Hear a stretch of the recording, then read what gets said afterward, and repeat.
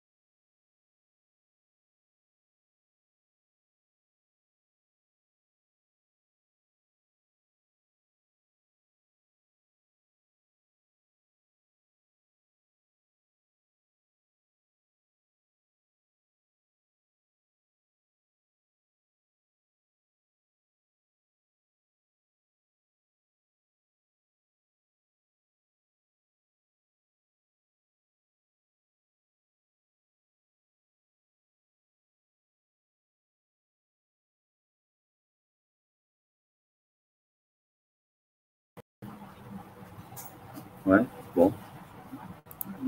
Test. Ça n'a pas l'air de vous dire, en fait. On vous entend maintenant. OK. Ah, super. Merci, Gaël. Merci.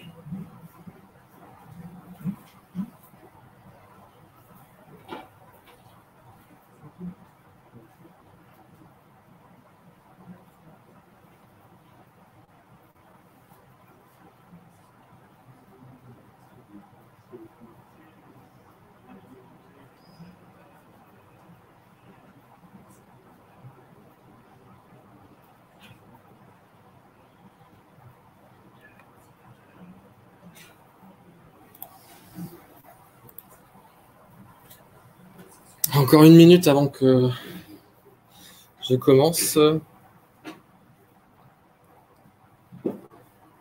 Pour ceux qui sont à distance, je vais peut-être me décaler de la caméra. Donc, vous m'entendrez. J'essaierai. Ah oui, il faut quand même que je reste devant la caméra parce que le micro est sur la caméra.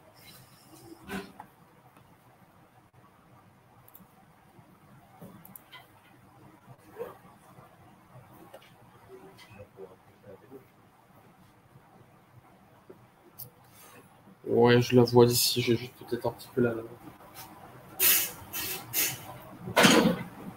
Ça va aller.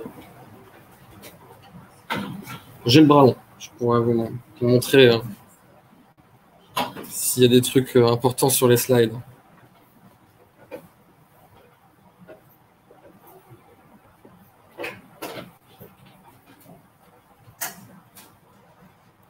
– 11h15. Je vais démarrer.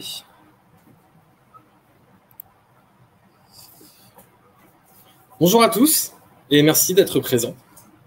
Je vais vous démontrer aujourd'hui comment lier les enjeux data et numérique responsable. Mais avant cela, j'ai une petite histoire à vous raconter. Nous sommes au royaume de la data. Ici, les data-habitants vivent grâce à une énergie leur permettant de naître, suivre leur chemin de vie, que l'on appelle flux, et se reposer chez eux. Il existe deux types d'habitations dans ce royaume, les nuages et les disques. Depuis quelque temps, il a été révélé que cette énergie est surexploitée et ce n'est qu'une question de temps pour que la paix et l'équilibre du royaume de la data soient rompus. Dans ce contexte, de nombreux héros légendaires, sortes d'entités divines, se révèlent pour influencer et modéliser les data habitants afin de répandre leurs idées et d'établir un nouvel ordre. Je vous ai présenté quelques-uns de ces héros. Big, il a la particularité de gros s'enromber année après année. Beaucoup ne jurent que par lui quand d'autres le trouvent trop lent, pas assez disponible, trop gourmand. C'est un héros qui est apparu vers 1997 et aujourd'hui on estime son poids à quelques 250 zeta-octets, soit 250 000 milliards de gigaoctets. C'est un poids, n'est-ce pas? Surtout dans un contexte de rationnement. En plus, il a une particularité, c'est celle de grossir, de s'enrober année après année. Malgré cela, beaucoup ne jurent que par lui quand d'autres le trouvent trop lent, pas assez disponible, trop gourmand, trop gros, trop enrobé. Small. Celui-ci, vous ne le connaissez peut-être pas. Les data habitants, sous son influence, lui vouent un culte fanatique. Ils sont convaincus que seul Small permettra de rééquilibrer les ressources et la force. Sa solution est quelque peu radicale, la sobriété maximale. Dark. Dark est méconnu et pour cause, les data habitants sous son influence, bien que consommant de l'énergie comme les autres, sont inertes, inutiles et abandonnés. On estime que l'influence de Dark pèse entre 50 à 90% des data habitants. Comme Big, son influence grandit année après année. Smart. Smart, c'est le nouvel héros plein d'espoir. Il utilise une approche stratégique pour analyser rapidement les data habitants, consistant à extraire de la masse ceux qui sont les plus intéressants. Ah non, ça c'est moi. Cyril. Je suis consultant data chez Micropole depuis 13 ans. J'interviens sur les phases de cadrage, de prototypage, d'architecture, de conception et de gestion de projets décisionnels. Je suis référent innovation, numérique responsable et DataVis Grand Ouest. J'anime également des communautés d'expertise sur ces sujets.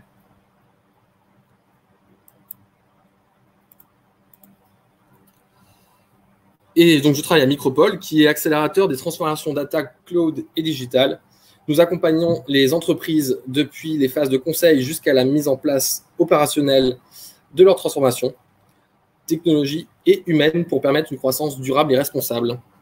Et pour vous en convaincre, je vous invite, après cette conférence, à passer nous voir sur notre stand. Pour croiser enjeux data et numérique responsable, je commencerai par définir le numérique responsable, puis je poursuivrai par expliquer pourquoi la data peut-elle et doit-elle être responsable. Puis, dans une troisième partie, je vais vous démontrer qu'avoir une démarche numérique responsable permet de rationaliser les coûts, éviter les dérives et assurer une pérennité à vos projets data. Le numérique responsable, c'est une démarche qui vise à améliorer l'empreinte écologique, économique et sociale du numérique. Afin de compléter cette définition, nous allons inspecter en détail ses impacts. Écologiques d'abord, et en commençant par la peut-être plus connue d'entre elles, ou celle qui fait le plus d'actualité, l'empreinte carbone. Ça représente environ la moitié de l'empreinte environnementale. Cette empreinte carbone se mesure globalement avec la quantité des gaz à effet de serre émises par un humain, par un objet ou par une entreprise. Elle se mesure en équivalent CO2, aussi noté CO2 petit e, et permet de prendre en compte les principaux gaz à effet de serre et de les comparer ou de les additionner. L'empreinte carbone du monde en 2019, c'est 52,4 milliards de tonnes. Et toujours en 2019, le numérique, c'est 4% environ de ses émissions de gaz à effet de serre. C'est environ autant que l'activité aérienne humaine. Les autres indicateurs environnementaux, en tout cas les impacts environnementaux que peuvent avoir le numérique responsable, l'énergie primaire, lors de l'utilisation du numérique, notamment l'électricité est fabriquée à partir de différentes sources d'énergie primaire, rayonnement solaire, réaction nucléaire, etc. Les technologies du numérique, aujourd'hui, c'est 10% de la consommation électrique mondiale. La consommation d'eau, plus le numérique consomme d'eau et moins elle est disponible pour d'autres usages à un instant T. Comme l'agriculture, l'industrie numérique est responsable de périodes de stress hydrique pendant lesquelles l'humanité doit arbitrer entre plusieurs usages de l'eau douce disponible. L'épuisement des ressources abiotiques, ce sont le charbon, le pétrole, les gaz naturels, mais aussi les minerais ou les métaux. Et enfin, la biodiversité, qui désigne la variété des formes de vie sur Terre. Elle peut se mesurer en nombre d'écosystèmes, d'espèces ou d'individus vivants. Quant aux impacts économiques et sociaux que peut avoir le numérique, il y en a trois grands, l'accessibilité, la durabilité et l'éthique. L'impact économique et social, c'est l'ensemble des conséquences des actions d'une organisation sur ses parties prenantes internes, externes et la société en général. Nous parlions dans le slide précédent de l'extraction de métaux, qui a un impact environnemental. C'est aussi un impact social. Notamment, par exemple, vous avez peut-être entendu parler du graphite, qui est un métal employé dans la fabrication de terminaux numériques. Un exemple d'un impact négatif social fort du numérique est la condition des femmes et hommes dans laquelle est extraite ce minerai dans des pays aux réglementations environnementales beaucoup moins strictes qu'en France. Enfin, pour mesurer le numérique responsable, il est important de faire ce qu'on appelle l'analyse du cycle de vie. Donc, nous parlions des produits. Il faut l'analyse de cycle de vie est l'outil le plus abouti en matière d'évaluation globale et multicritère des impacts environnementaux, économiques et sociaux. De l'extraction des matières premières nécessaires à la fabrication d'un produit jusqu'à sa fin de vie, en passant par son transport, sa distribution, son utilisation et sa valorisation éventuelle, l'analyse de cycle de vie prend en compte toutes les étapes de vie du produit. L'ACV fait l'objet d'une standardisation internationale, la norme ISO 14040. Et enfin, dans numérique responsable, il y a numérique. Et je tiens à dire que beaucoup pensent au numérique comme étant quelque chose d'immatériel. Mais dans notre sujet aujourd'hui, nous allons nous intéresser au matériel sur lequel se repose le numérique et notamment la data. Les terminaux d'utilisation, les data centers et les réseaux et télécommunications. Sans oublier quelque chose sur lequel l'humain n'intervient pas directement, les traitements de données autonomes, le stockage quand la donnée n'est pas utilisée et le reste du système informatique. Après avoir défini le numérique responsable, croisons-le maintenant avec la data. Pourquoi la data? Parce que la data est partout, tout simplement. Et aussi parce qu'aujourd'hui, je voulais en parler parce qu'on est au salon de la data, ça tombe bien. Mais surtout, en tant que micropolien, j'accompagne depuis de nombreuses années les entreprises dans la culture data-driven. Et pour simplifier, je pense que dire que le numérique, au fond, c'est une question de data, ce n'est pas mentir. Elle est partout dans notre vie privée, dans notre vie professionnelle, dans les médias, dans nos projets, dans nos objets et dans nos projets. Et sans entrer dans des débats scientifiques et philosophiques, la data est donc partout. Et donc, pourquoi rendre la data responsable, et notamment d'un point de vue d'une entreprise? Outre ceux qui sont déjà convaincus personnellement ou collectivement de la nécessité d'être responsables écologiquement et socialement, notamment pour préserver l'air, l'eau, la biodiversité, bref, la terre, voici quelques idées pour vous convaincre que cette démarche peut engendrer des bénéfices partout dans l'entreprise. Vis-à-vis de ses clients, cela pourrait être éligible aux appels d'offres d'autres entreprises ou d'administrations. Une administration, par exemple, Nantes Métropole. Comme Boston, Montréal, Amsterdam et Barcelone avant elle, la ville de Nantes est l'une des villes du monde pionnières dans le numérique responsable. La charte de Nantes Métropole sur la donnée propose une ligne directrice en mettant en avant des valeurs éthiques, transparence, sobriété, transition énergétique et 4 engagements: garantir la souveraineté de la collectivité sur ces données, protéger les données, garantir la transparence, favoriser de nouveaux usages. Dans cette charte, on y parle notamment sobriété dans la collecte. Nantes Métropole collecte les données uniquement nécessaires à l'accomplissement de ses missions de service public et en limite le stockage.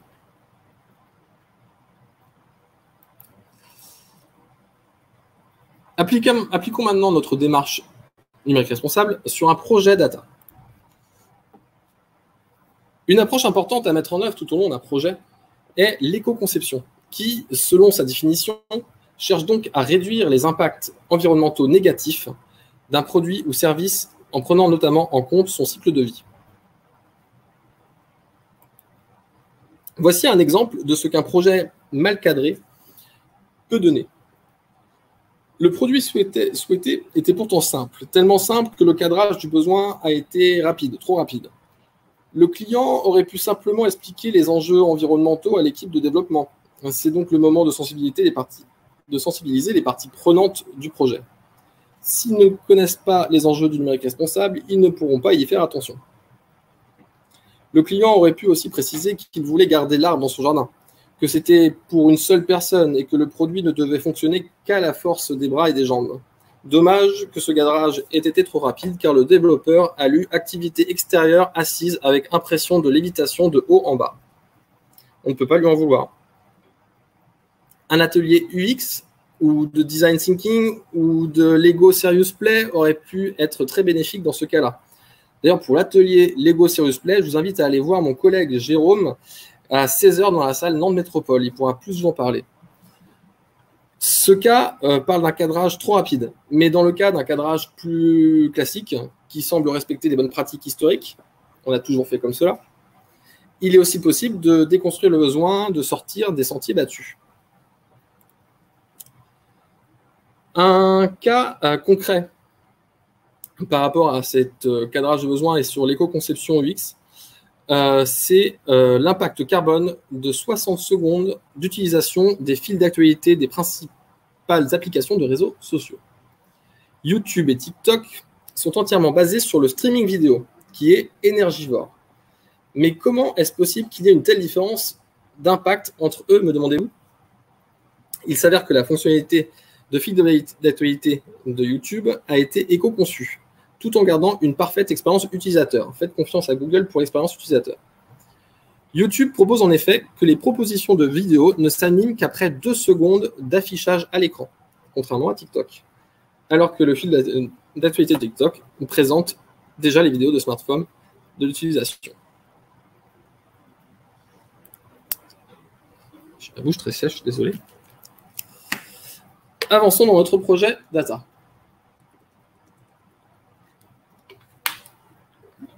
Puisque nous avons bien cadré notre besoin et qu'il est maintenant responsable, il est maintenant temps d'installer le socle technique et méthodologique de notre projet. Et pour rester responsable, nous pouvons faire, par exemple, faire une checklist. Cette checklist, elle vient d'une norme internationale, la norme ISO 14006, ligne directrice pour intégrer l'éco-conception. Un bon setup, comme on appelle ça dans le jargon, permettra donc un choix d'infrastructures et outils pertinents et responsables. Vous pourrez choisir le lieu de stockage géographique de vos données, notamment car savez-vous qu'un serveur consomme en moyenne 1500 kWh par an? Et j'ai choisi de vous présenter un site internet qui s'appelle Electricity Map, un outil que je trouve très bien fait et utile pour le choix de la localisation de son data center, justement. Electricity Map permet de connaître l'intensité carbone de chaque pays dont on a l'info à chaque instant. Pour mieux comprendre, prenons l'exemple de notre serveur à 1500 kWh par an. Hébergé en France, cela représente donc une émission de 60 kg de CO2. Ça va. En Pologne, au même moment, ce serait plus d'une tonne de CO2 émis sur l'année.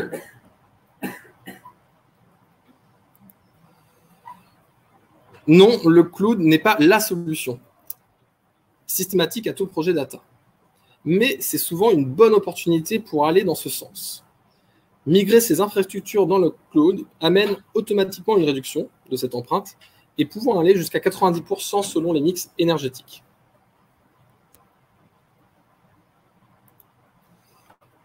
Juste une petite image animée pour représenter les étapes opérationnelles d'un projet de traitement de données jusqu'à la data vise. Et pour ce cycle de vie du projet data, sur ces étapes relativement classiques, voici donc quelques actions, tâches, démarches à mettre en œuvre afin de rendre son projet data responsable. Déjà, dès l'ingestion, il s'agit de collecter sobrement. Un bon cadrage du besoin peut aider d'ailleurs. Limiter l'historique de stockage ensuite. On peut prévoir une purge des données régulières, pas seulement sur les données opérationnelles, mais aussi sur les métadatas, comme les logs, ou ce qu'on a vu dans la petite histoire, le dark data. On peut penser aussi à la recherche de suppression de doublons. Toujours sur cette partie stockage, nous pouvons même jusqu'à établir une stratégie de stockage pour gérer la disponibilité nécessaire des données et répartir en fonction de leurs besoins en disponibilité différents types de stockage. Vous avez peut-être entendu parler du stockage à froid, stockage à chaud. Globalement, les données qui doivent être hautement disponibles sont stockées le plus près des utilisateurs dans les data warehouse, data mart. Et les données les moins hautement, nécessairement moins disponibles, peuvent être stockées à froid dans ce qu'on peut appeler des buckets pour un certain cloud provider. Ensuite, sur le traitement, une action importante, c'est d'éteindre les machines effectuant le traitement quand ils ne sont pas en train d'effectuer le traitement. C'est quelque chose qui est assez logique, mais rarement appliqué. Et enfin, sur la partie visualisation, il y a beaucoup de choses à faire. Je cite ici dans ce slide la sensibilisation des utilisateurs. Sachez que dans une démarche responsable, une des premières actions, c'est la sensibilisation. Ça peut se traduire par notamment un guide utilisateur. Vous savez, les dataviz sont souvent accompagnés pour les utilisateurs de guides d'utilisation. Donc, on peut y inclure le fait de rappeler les gestes numériquement responsables lors de l'utilisation des outils informatiques. Pourquoi pas présenter les slides que je proposais au tout début. C'est la première partie. On peut aussi mettre en œuvre des indicateurs environnementaux, le nombre de kilowattheures consommés sur les dernières 24 heures, etc. On avance sur notre projet qui est déjà bien avancé et quelque chose qui se place à la fois tout au début du projet, ou en tout cas il faut y penser dès le début du projet, mais qui est très important dans toute sa vie, dans tout le cycle de vie du projet, c'est la culture DevOps et le FinOps. La culture DevOps, pour simplifier, ça permet d'automatiser la création, la destruction, l'arrêt, le monitoring, l'optimisation des ressources de calcul et du stockage. Le FinOps, quant à lui, c'est plus le management des coûts. Et le management des coûts, ça a une corrélation très importante avec l'impact environnemental. Le stockage est facturé en fonction du support de stockage, l'électricité utilisée, la durée d'utilisation du service. L'arrêt de service pendant les heures de non-utilisation permet de réduire la consommation en ressources. Et j'ai déjà fini. Mais en conclusion, j'ai une longue conclusion. J'aimerais que vous reteniez que, comme avec mon histoire du début, dans les projets data comme ailleurs, pour être responsable, il n'y a pas une seule solution. L'idée n'est pas d'arrêter le big data, ce n'est pas le but, mais sachez qu'en fonction des projets, il peut être pertinent de penser à sa stratégie data smart, voire small. L'idée n'est pas non plus de faire disparaître totalement le dark data, mais plutôt de ne plus l'ignorer. Si vous savez que vous n'aurez pas le temps de vous y pencher, peut-être qu'il serait préférable de le limiter. Le défi du numérique responsable est aujourd'hui inévitable et ne doit pas être subi. C'est une formidable opportunité pour améliorer, économiser et innover sur vos projets data actuels et futurs. Merci.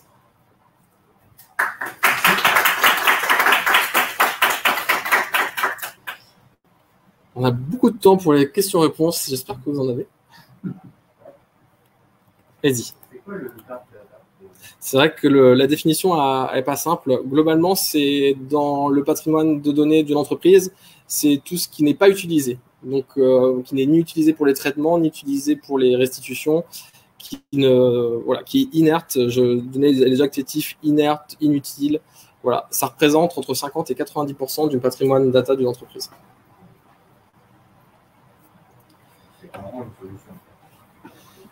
C'est pas une solution, effectivement. En tout cas, c'est une démarche numérique responsable, c'est une solution de s'attaquer, enfin, de se pencher sur le dark data.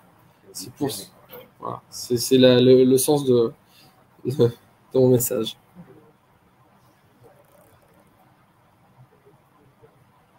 Alors, je ne sais pas s'il y a des questions sur le chat.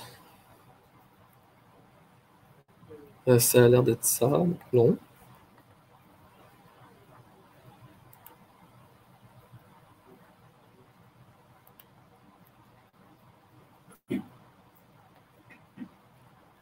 J'étais très rapide. Excusez-moi, allez-y. Comment?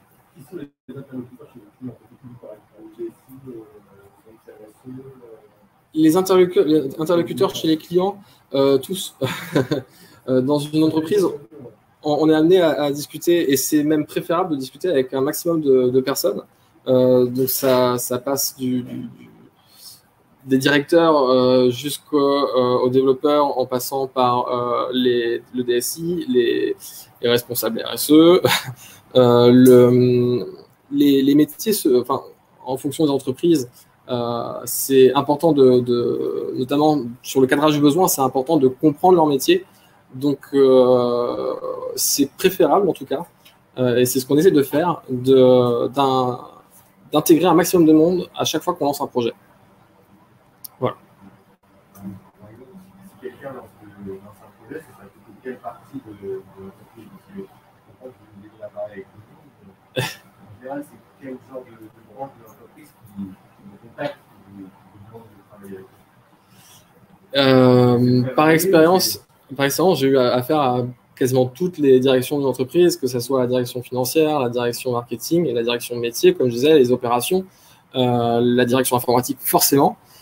Peut-être, effectivement, historiquement, c'était la direction informatique, et je dirais que de plus en plus, ce que j'appelle les métiers, donc en fonction de l'entreprise avec laquelle on va travailler, ça va être de plus en plus eux vers qui on va se tourner, enfin, qui vont venir vers nous aussi, surtout. Voilà, ça dépend beaucoup.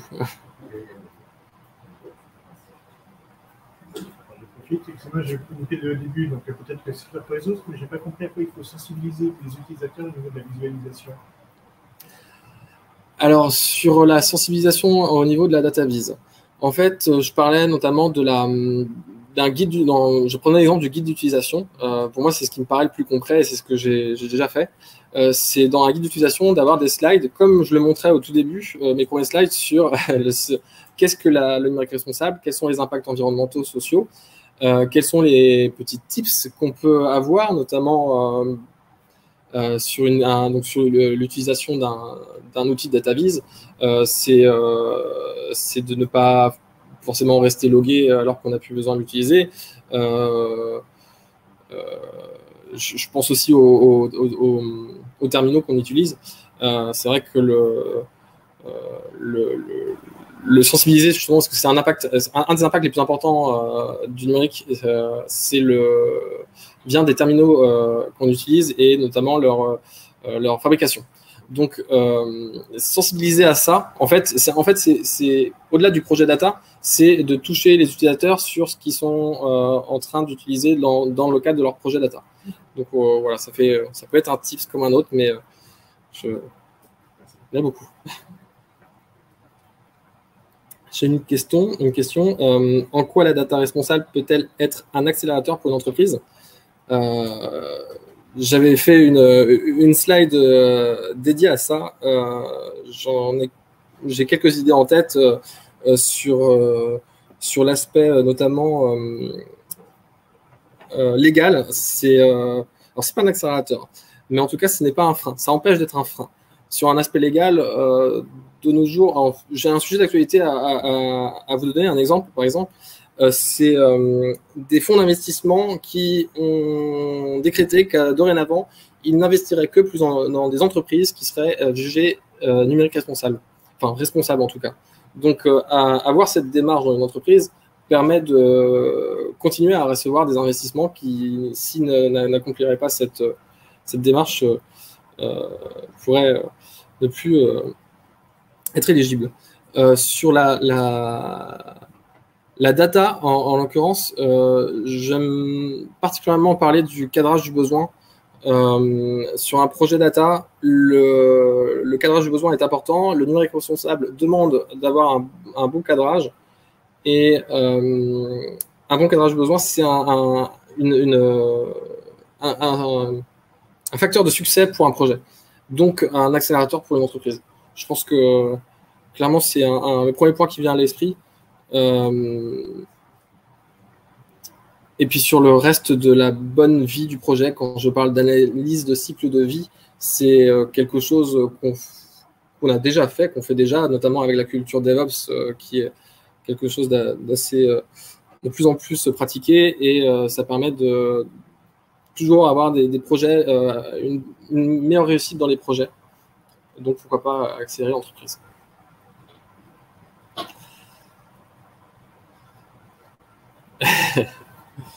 On a encore un peu de temps, si vous voulez, et sinon, j'attends.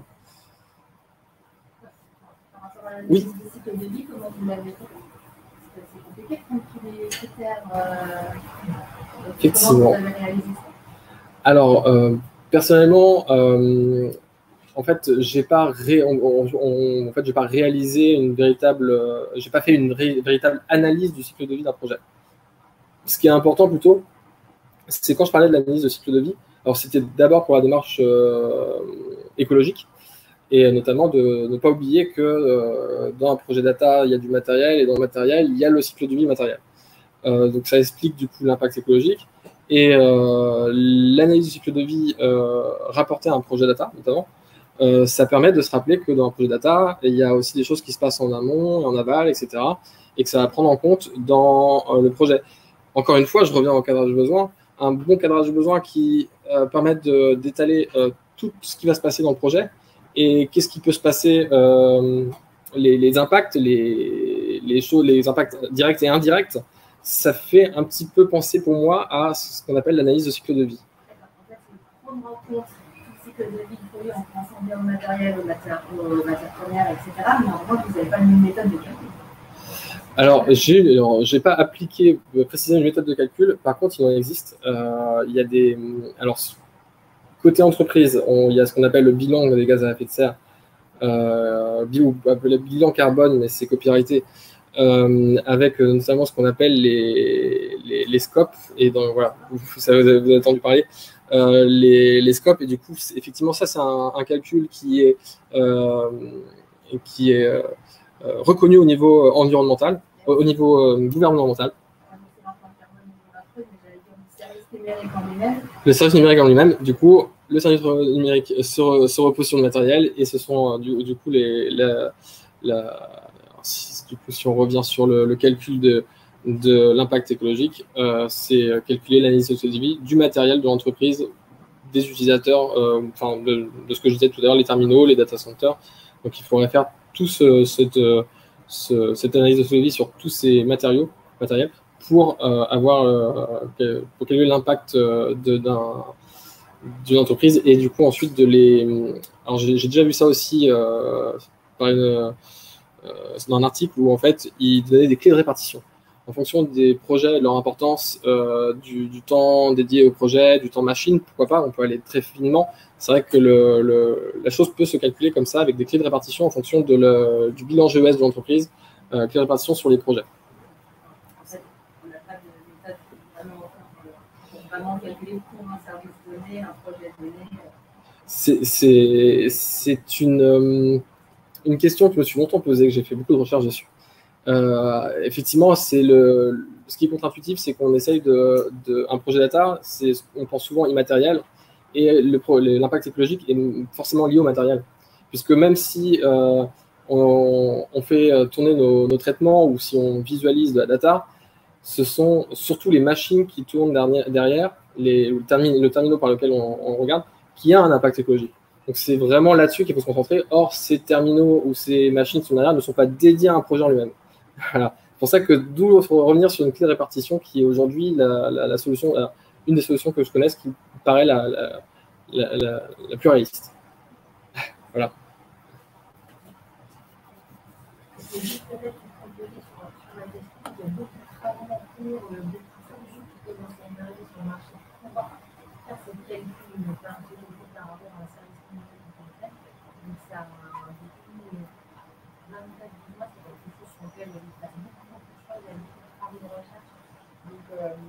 chacun est un peu en train de développer au sein des organisations sa propre méthode.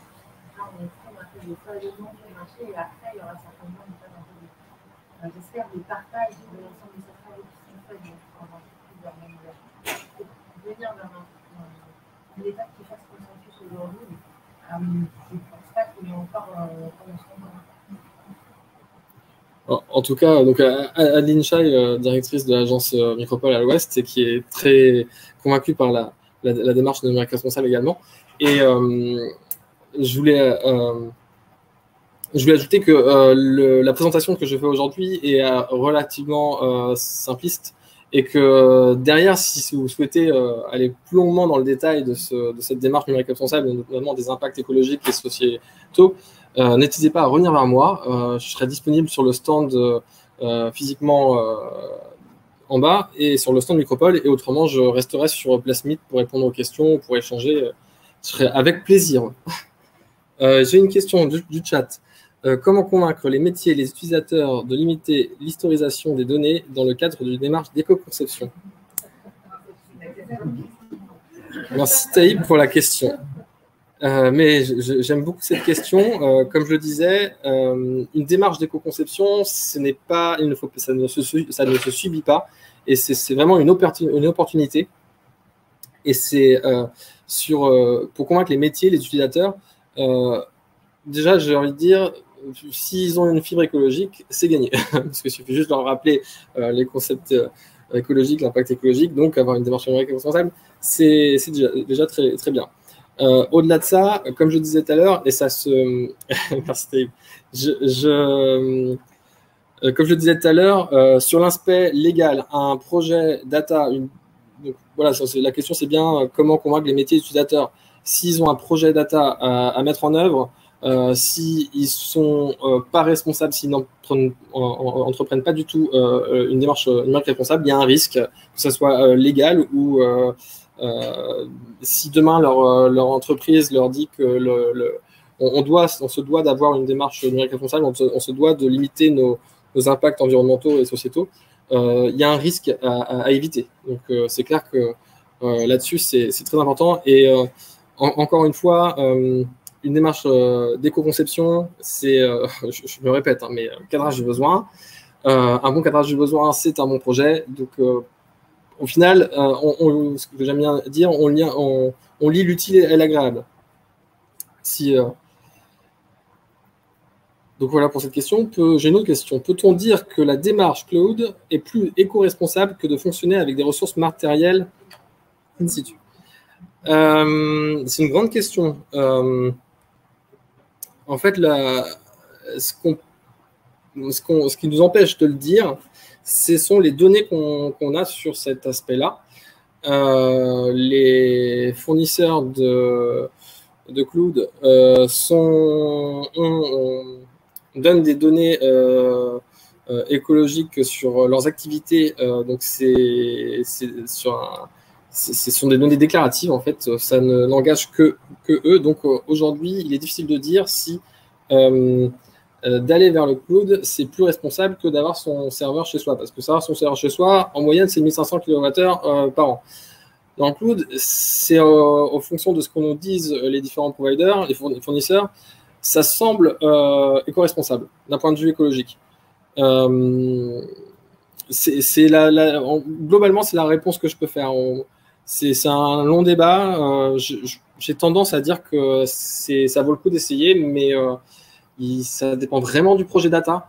Je suis quasiment persuadé qu'il y a beaucoup de projets data qui ne méritent pas d'aller dans le cloud. Les plus petits en l'occurrence. Mais on voit que ce n'est pas forcément non plus une histoire de taille de projet. J'espère que j'ai bien répondu à la question.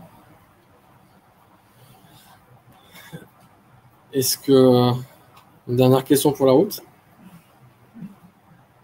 En tout cas, avant de partir, hein, prenez un crayon. C'est un crayon écologique. Ça se plante et on a une plante au bout de quelques temps si on en prend soin. Si vous avez besoin d'un crayon. Parce que si vous avez besoin de graines, vous pouvez passer à Jardiland ou à un concurrent. Oui, merci. Merci beaucoup. Merci à vous.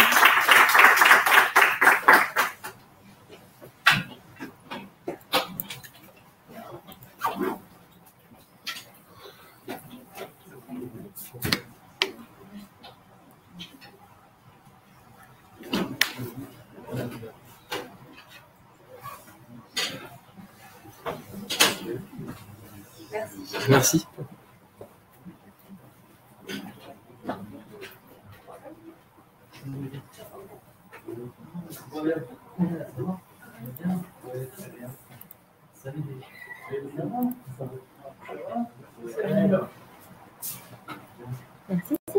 Je crois que j'ai pas arrêté. C'est la galère Nastal ou c'est comment ça se passe? Ouais, je vais quitter complètement.